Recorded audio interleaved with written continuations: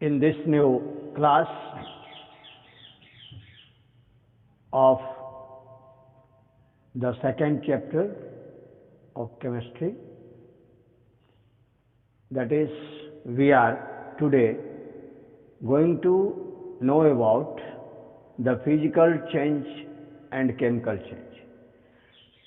Earlier we have discussed about the different methods of separation of substances, because normally the matter exists in the combined form along with various materials, means two or more different substances together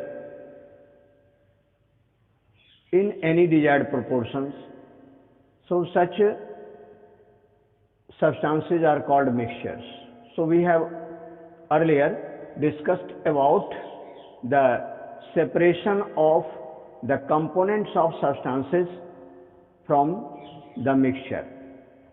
Now today we are going to study about the physical and chemical changes. You know that physical changes are those changes which can be studied by observing the materials without making any change in its chemical composition. Means a change in which the chemical composition of a substance remains unaltered is known as physical change. Just like the change of states of a matter, just such as the ice when melted changed into liquid, liquid when gets vaporized changes into vapor. But in all these three states of water, the chemical composition remains the same. That is, you know, the chemical formula of water is H2O. Means H2O is the molecular composition of water. Means one molecule of water contains two atoms of hydrogen and one atom of oxygen. So in all the three states, water exists in the form of H2O, whether it is a solid state, that is ice, liquid state means drinking water, and the water vapor that is present in the atmosphere. The chemical composition remains the same. In the same way, if we heat a substance like iron, aluminum, zinc or any such elements, we do not change the composition of the substance. Whatever be the composition of normal iron, that will be the same even if it is melted at its melting point, or if it is shaped differently, there is no change in its composition. So whether the state change or shape or form change, the study of such properties of substances belong to a physical change. The changes in which no new substance with new properties are formed are called physical change. Now what is chemical change? Chemical change involves the change of the substance in which new substance with new properties are formed. We do not have the original features of the substance after suffering from the change, such as when water is electrolyzed, Means when water is subjected to electrolysis, what happens? We will have hydrogen and oxygen. Hydrogen is obtained at the cathode and oxygen at anode. We know that hydrogen is electropositive in nature and oxygen is electronegative in nature. Means hydrogen gets collected at negative electrode and oxygen at positive electrode, that is anode. So after electrolysis, water can be changed into hydrogen and oxygen. The properties of hydrogen and oxygen are quite different from the properties of water. You know, water quenches our thirst, but we do not quench our thirst by consuming hydrogen and oxygen separately. They do not perform the same purpose as the water performs. So the properties of water is quite different from the properties of hydrogen and oxygen. In the same way, very common compound like water is sodium chloride. It is commonly known as common salt because it is found each and every household activities like making food. So all the salty preparations contain salts, that is sodium chloride. Sodium chloride has salty taste. It is soluble in water. Its salty taste is retained even after dissolving in water, because on dissolving in water it forms a mixture, not other change like the change in its composition is observed in this dissolution. So dissolving the salts in water or any other solvent is a kind of physical change. The solid salt gets disappeared in solution, but the chemical composition remained the same. So it is a physical change. But if sodium chloride is subjected to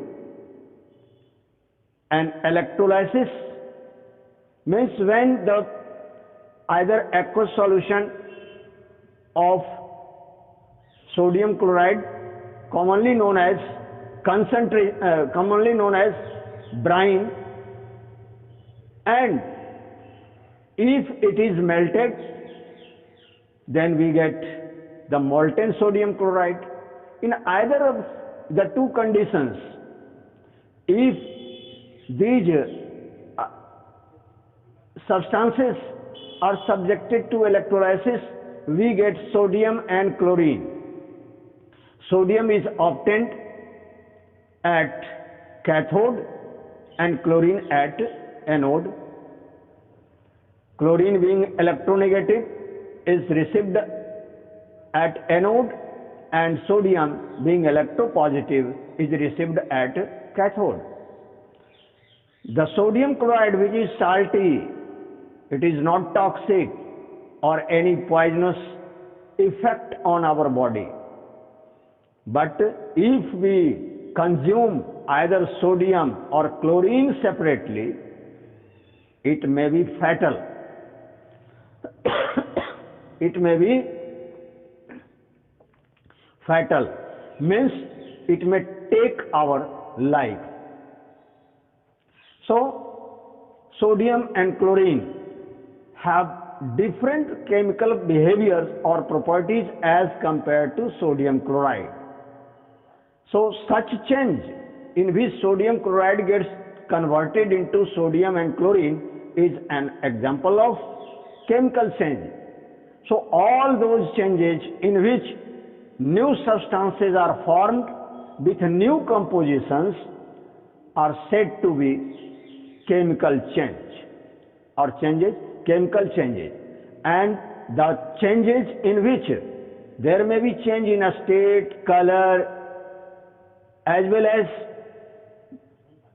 the other physical behaviors like density or density, although density is a characteristic property of a substance, but after mixing one substance with another substance, the densities may change.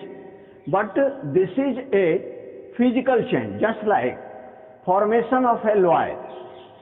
When alloy is made with the use of two or more elements mixed together, elements or there may be metals or non-metals, two metals or two metals or non-metals, we may get the alloy. There will be change in color, their utility, strength and other properties or even density, just like copper and zinc when gets alloyed with each other in their molten conditions, we get brass. See here, copper is a reddish brown element. Zinc is a dull or shiny element, but not a particular color. But when these two elements are alloyed, we get brass, whose color is golden yellow, quite different from the color of copper and zinc itself.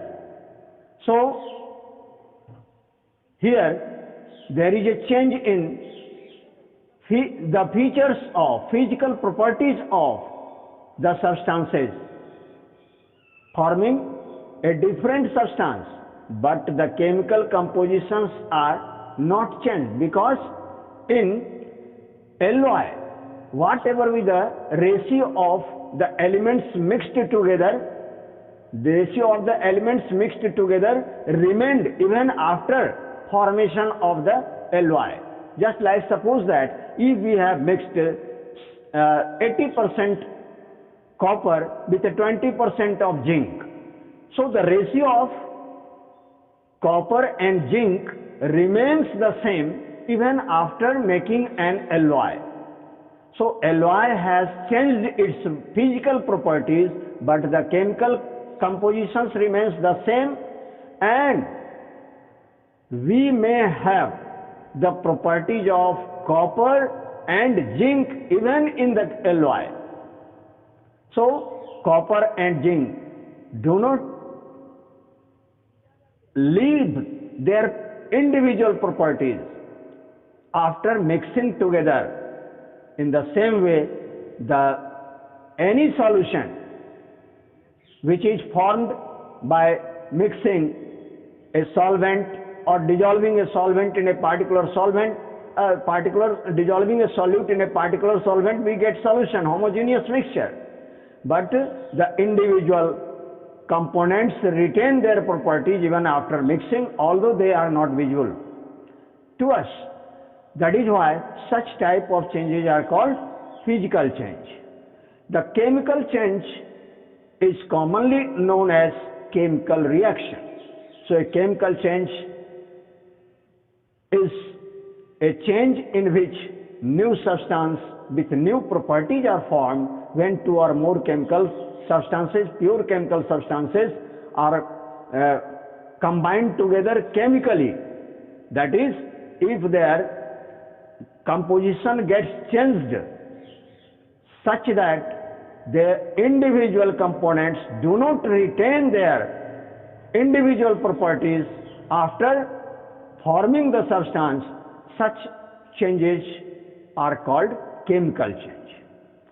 During the chemical change means chemical reactions, the starting materials means the substances which are reacted together are called reactants, and the substances which are formed after the mixing of substance, after reacting the substance, is called products. Or so the properties of reactants are quite different from the properties of products, just like when sodium and chlorine are reacted together, they form sodium chloride. When zinc is added to hydrochloric acid, it forms zinc sulfate and hydrogen gas is liberated. The property of zinc sulfate and hydrogen gas is quite different from the properties of zinc and sulfuric acid. So this is nothing but a chemical change. So these are the major differences between chemical and physical change. After the chemical change, we do not recover the starting materials just by following the separation methods, like the physical separation methods, just like evaporation, filtration, sublimation, distillation, and even fractional distillation, or any such sublimation. Any such physical properties are not able to separate the components of the products formed after the chemical reaction. So chemical reaction, the components may be separated from each other by the chemical reactions itself. So we may follow one or different chemical reactions to get the original substance, which is not a simple process, but it is a chemical process by which we will get or we will have the original substance by different methods, not just by reversing the original reactions. So that is why we have to follow some other chemical reactions to get the initial substance. So this is all about the physical and chemical change. In physical change, if we want to have the initial substance, just like if we add sodium chloride in water, we will get sodium chloride just by evaporation of the solution or crystallization or any such methods. So we will have the original substance without any change in their individual properties. So such type of obtaining process is called physical change. Now let us come to know about the elements and compounds. Elements and compounds. What are elements? The term element, which we are frequently using in our day-to-day life as well as in our teaching classes, in our day-to-day writing or any other such reading purposes, we use the term elements. But the term element was first coined by Robert Boyle. Robert Boyle in 1661. The term element was introduced for a chemical substance, for a pure chemical substance made up of only one kind of particles that cannot be decomposed into two or more simpler substances, was first coined by Robert Boyle in 1661. But on the rigorous experimentation and observations, the appropriate definition of element was given by Lavoisier. Lavoisier defined element as a pure form of matter which cannot be decomposed into simpler form of substances with different properties. Means it is the element is the simplest form of matter that cannot be changed into more simpler form by any physical or chemical means. That is, during the chemical reaction, the elements remained in the form of elements or in combined state, but their individual identity get changed to have the compounds. But if we want to decompose single element into simpler form, we are not going to do so.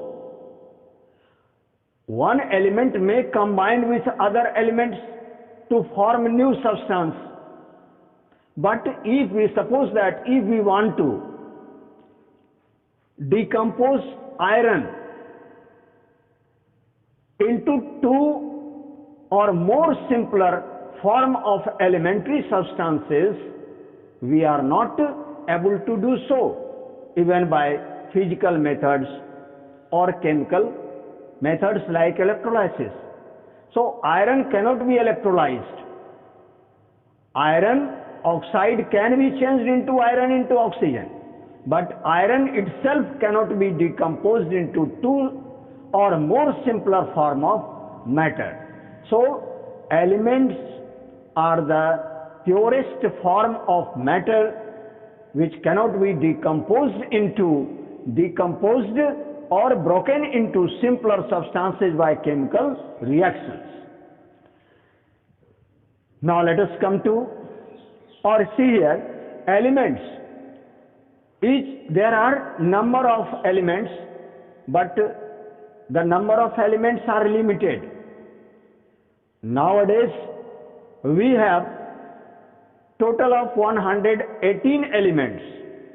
All the elements present in the periodic table are now known, although few of them are under investigations or under the experimentation to have more and more information about the newly formed elements. So these elements are limited, but their combinations may give rise to enormously large number of pure chemical substances, that is compounds. So let us come to know about the compounds. What are compounds? Compounds are the pure form of matter in which two or more elements combine together to form a new substance. Means a substance in which the constituent elements remain in a fixed proportion. Means when two or more elements react together or allowed to react with each other in a fixed proportion, they give rise to a new substance with new properties, and this substance is nothing but the compound. So a compound is a pure substance in which the constituent elements remain in the ratio of fixed mass or volume. Means their mass ratio or even the volume ratio remains the same if the elementary substances are gaseous in a state. Just like water. Water is a chemical compound. It is a compound of hydrogen and oxygen. When we go through the chemical composition of water, we observe that the hydrogen and oxygen are present in water. Any sample of pure water, the mass ratio of hydrogen and oxygen is 1:8. Means if 1 gram of hydrogen is allowed to react with 8 grams of oxygen, we will get 9 gram of water. So either we analyze this after electrolysis, we get the hydrogen and oxygen in a volume ratio 2:1. Means 2 volumes of hydrogen and 1 volume of oxygen is obtained after the decomposition of water by the methods of electrolytic decomposition, means electrolysis. In the same way, sodium and chlorine combined together in a ratio of 23:35.5 mass by mass, that is 23 grams of sodium when combines with 35 gram of chlorine, we get 58.5 grams of sodium chloride. So this is always fixed.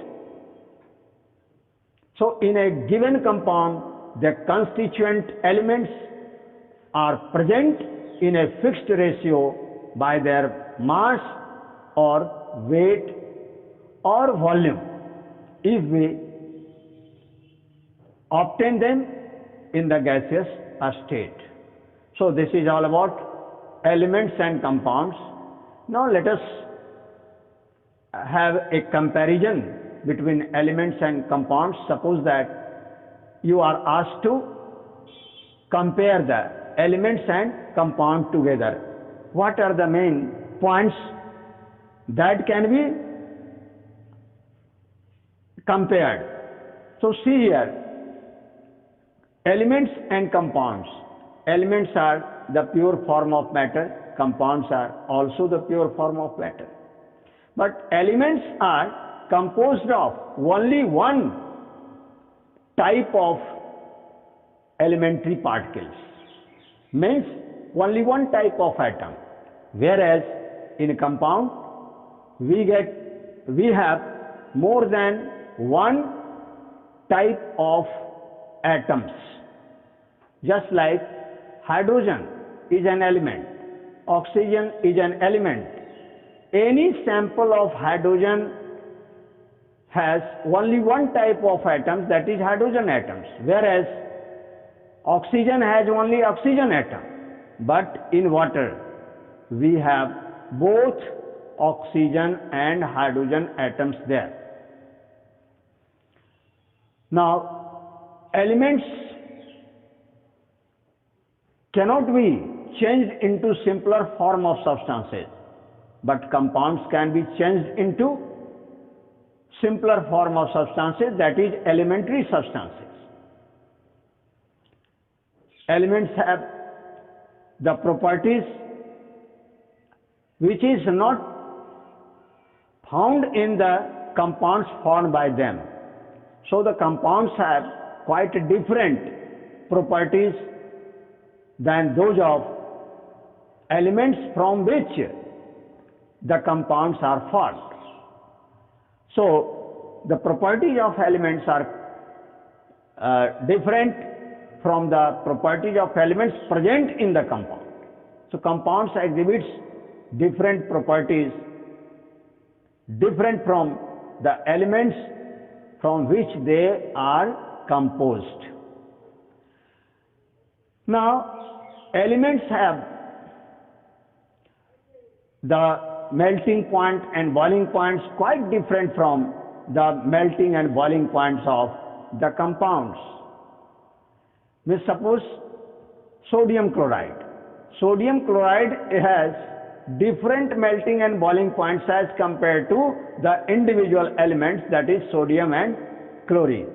So the melting point, boiling point, even the density and other such physical or even the chemical properties gets changed when chemical compounds are formed from the elements. Now see here, in a chemical element, the smallest structural unit is atom, whereas In a compound, the smallest structural units are molecules. So, the molecules contain different kinds of atoms, but there may be the molecular form of an element, just like H2, N2, O2, Cl2 and so on. These are the molecules of elements, but the molecules of elements contain similar type of atoms, that is H2 contains two hydrogen atoms, but H2O is the molecule of compounds which contains hydrogen and oxygen atom. So in compounds the elements are present, but they do not have their independent existence. So these are the major differences between elements and compounds. In this way, we have completed this topic or this chapter. We will study about more of the substances in the next video, and we will cover the next chapter and so on. We have to follow all these guidelines, and as per the guidelines of the school management, we will discuss about the other topics. You have to prepare for the incoming examination also. So let us try to understand the things well and prepare for examination too. And if you have any problem in understanding the theme of this chapter, you may ask and comment on this the comment boxes of this channel. Now you are requested to go through the topic seriously and try to have the better knowledge of this topic. Thank you very much.